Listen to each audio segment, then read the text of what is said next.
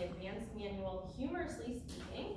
Project number 1, warm up your audience. The purpose of this speech is for the speaker to open up the speech with a humorous story, which should be relevant to the speech topic, simply readily identifiable as humor and appropriate for the audience.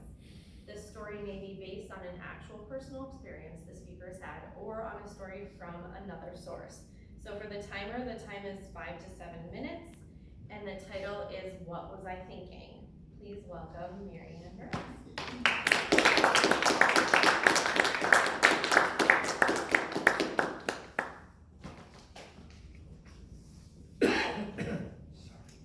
A young fellow had just gotten his driver's license, and he took the family car out for the drive for the first time. He came home and he said, "Dad, I think there's some water in the carburetor." And the dad said, "What? What do you mean water in the carburetor? You don't even know what a carburetor is. How would you know there's water in it?" And the fellow put his head down and said, "Well, Dad, when I was pulling in the driveway, instead of putting my foot on the gas, on the brake, I put my gas on the accelerator and I took the car into the swimming pool. So I'm pretty sure there's water in the carburetor."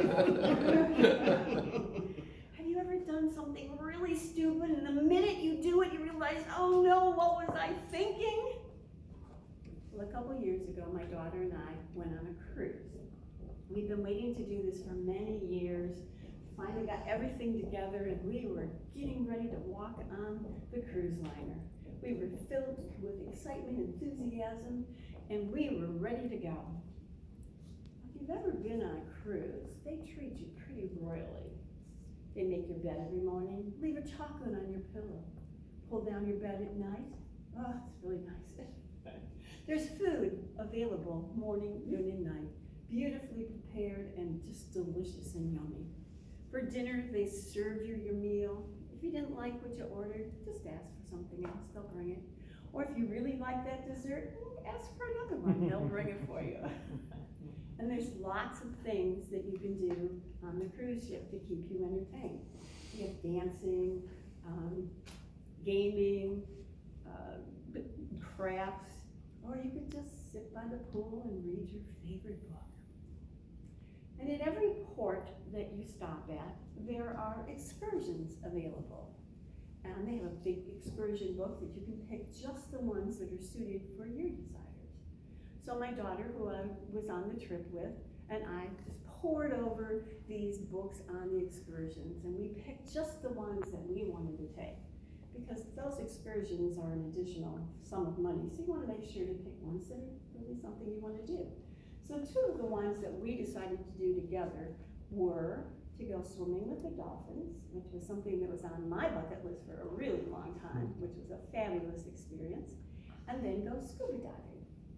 So the day for us to go scuba diving, the boat appears and we jump on the boat, and en route to the place where we were going to explore, they gave us all this equipment to put on, the fins, goggles, the safety vest and everything. And this is what I looked like when I was all geared up. And they explained how to do the breathing. I'm a pretty good swimmer, and I'm very comfortable in water, so I thought this would be a no-brainer, no problem.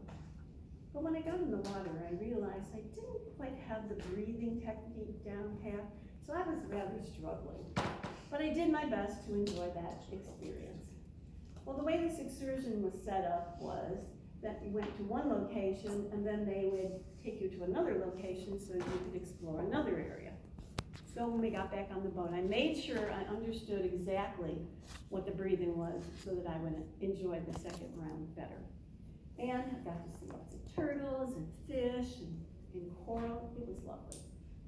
And then we boarded the boat at the end. Of course, we had to turn in all of our equipment.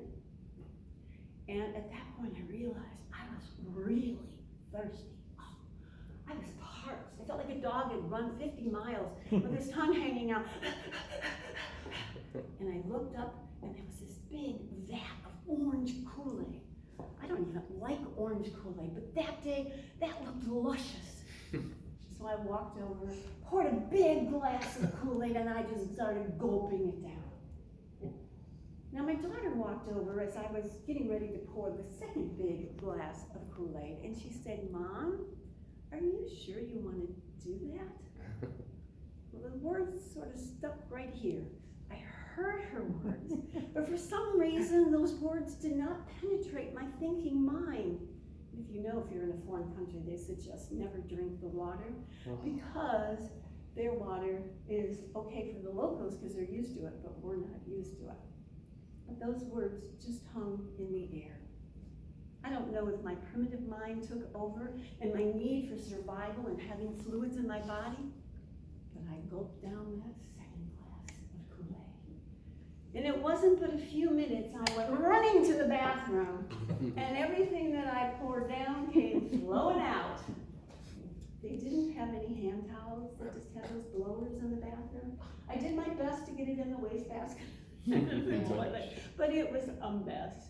And I was thinking, what were you thinking? And apparently, obviously, I wasn't thinking. But I did my best to clean myself up, and just about that time, they called us to leave the boat. And I didn't even get a chance to say I was sorry for the mess I left in the bathroom. And fortunately, despite the fact that I looked pretty peaked and I was rather tired the rest of the day, I was perfectly fine after this delightful incident, and I was fine the rest of the trip. But I sure learned from that experience that I don't think I'll ever drink the Kool-Aid again. And I also realized that experience is something that shows up right after you don't need it anymore. Madam Table.